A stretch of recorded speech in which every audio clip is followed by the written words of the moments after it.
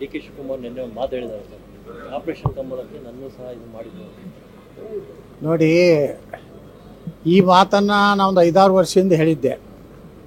ನಮ್ಮ ದಿವಂಗತ ಕೇಂದ್ರ ಸಚಿವರ ಹತ್ರ ಡಿ ಕೆ ಶಿವಕುಮಾರ್ ಅವರೊಂದು ಆಫರ್ ತೊಗೊಂಡೋಗಿದ್ದಾರೆ. ನನ್ನ ಮೇಲಿರುವಂಥ ಎಲ್ಲ ಗಿಡಿ ಕೇಸುಗಳನ್ನು ಮುಕ್ತ ಮಾಡಿದ್ರೆ ನಾನು BJP ಜೊತೆಗೆ ಸರ್ಕಾರ ರಚನೆ ಮಾಡಲಿಕ್ಕೆ ತಯಾರಿದ್ದೀನಿ ಅಂತೇಳಿ ಆ ಒಂದು ನಾನು ಹೇಳಿಕೆ ಮೇಲೆ ಅವರು ಕನಕಪುರ ಕೋರ್ಟ್ನಲ್ಲಿ 200 ಕೋಟಿ ರೂಪಾಯಿ ಮಾನಹಾನಿ ಹಾಕಿದ್ದಾರೆ. ಇಲ್ಲಿಯವರೆಗೆ ಒಂದು ಸಲನೂ ಡಿ ಕೆ ಶಿವಕುಮಾರ್ ಅವರು ಹೋಗಿ ಅಲ್ಲಿ ತಮ್ಮ ಸಾಕ್ಷ್ಯವನ್ನು ಹೇಳಲಿಕ್ಕೆ ತಯಾರಿಲ್ಲ. ಸುಮಾರು 1 ಕೋಟಿ ರೂಪಾಯಿಗಿಂತ ಹೆಚ್ಚು ಅವರು ಕೋರ್ಟ್ ಫೀ ತುಂಬಿ ನನ್ನ ಮೇಲೆ 200 ಕೋಟಿ ರೂಪಾಯಿ ಮಾನಹಾನಿ ಹಾಕಿದ್ದಾರೆ. ಈಗ ಅದನ್ನು ಸಾಕ್ಷಿ ಹೇಳಿ ಮುಂದೆ ಕೇಸನ್ನು ಮುಂದುವರಿಸೋದನ್ನು ಬಿಟ್ಟು ರಾಜಿ ಒಪ್ಪಂದ ಮಾಡ್ಕೋಬೇಕಂತೇಳಿ ಕೋರ್ಟ್ನಿಂದ ಆದೇಶ ಮಾಡಿಸಿದ್ದಾರೆ.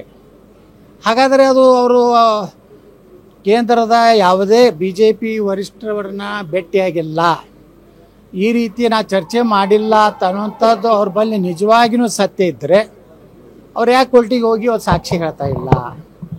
ಅವ್ರು ಯಾಕೆ ಭಯ ಪಡ್ತಾ ಇದ್ದಾರೆ?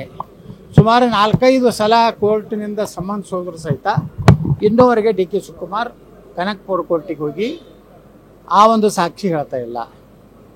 ಅಲ್ಲಿ ಕನಕಪುರದಲ್ಲಿ ನಾವು ಹೋದರೆ ಜೀವದ ಬೆದರಿಸ್ಬೋದು ಅನ್ನೋಂಥ ಭಯದಿಂದ ನಾನು ಹೈಕೋರ್ಟ್ನಲ್ಲಿ ಒಂದು ಅರ್ಜಿಯನ್ನು ಸಲ್ಲಿಸಿದ್ದೆ.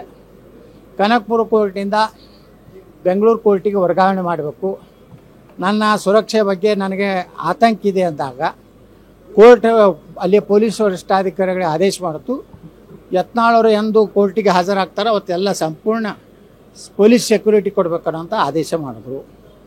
ಇವತ್ತು ತಾವು ಮುಖ್ಯಮಂತ್ರಿ ಆಗಬೇಕಂತ ಹೇಳಿ ಹಿಂದೆ ಆಮಿಷ ಒಡ್ಡಿದ್ರು ಸಹ ನಾನು ಜೈಲಿಗೆ ಹೋದೆ ಅನ್ನೋಂಥ ತ್ಯಾಗ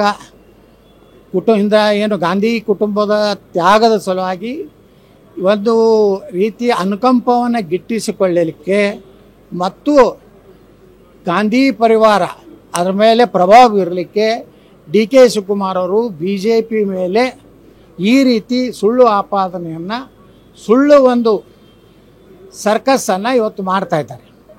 ನಾನು ಡಿ ಕೆ ಶಿವಕುಮಾರ್ ಅವ್ರು ಕೇಳ್ತಾ ಇದ್ದೀನಿ, ನಾನು ಇದನ್ನೇ ಹೇಳಿದಾಗ ನೀವು ಮಾನಹಾನಿ ಹಾಕಿದ್ರಿ, ಆದರೆ ಇವತ್ತು ಹೇಳ್ತಾ ಇದ್ದೀರಿ ಕೇಂದ್ರದವರು ನನಗೆ ಆಪರೇಷನ್ ಕಮಲದಲ್ಲಿ ನನ್ನೂ ಸಹ ಪಾಲುದಾರ ಮಾಡಲಿಕ್ಕೆ ಪ್ರಯತ್ನ ಪಡ್ತೇಳಿ ಕೇಂದ್ರ ವರಿಷ್ಠ ಮಂಡಳಿಯನ್ನು ಒಂದು ರೀತಿ ಅಪಮಾನ ಮಾಡೋದ್ರ ಜೊತೆಗೆ ನೀವು ಸೋನಿಯಾ ಗಾಂಧಿ ರಾಹುಲ್ ಗಾಂಧಿಗೆ ಭಾಳಷ್ಟು ಪ್ರೀತಿ ಮತ್ತು ವಿಶ್ವಾಸವನ್ನು ಇಟ್ಟಿದ್ದೇನಂತ ಒಂದು ಸುದ್ದಿಯನ್ನು ಒಂದು ಜನರಲ್ ಅನುಕಂಪವನ್ನು ಗಿಟ್ಟಿಸಲಿಕ್ಕೂ ಮಾಡಿದಂಥ ಒಂದು ರಾಜಕೀಯ ಸ್ಟಂಟ್ ಹೊರತು ಯಾವುದೇ BJP ವರಿಷ್ಠರು ಡಿ ಕೆ ಶಿವಕುಮಾರ್ ಅವರಿಗೆ ನೀವು ನಮ್ಮ BJPಗೆ ಬಂದರೆ ED ಮತ್ತು IDಯಿಂದ ಮುಕ್ತ ಮಾಡ್ತೀವಿ ಯಾರೂ ಹೇಳಿಲ್ಲ. ಅದೇನಾದರೂ ಆಫರ್ ಕೊಟ್ಟಿದ್ರೆ ಡಿ ಕೆ ಶಿವಕುಮಾರು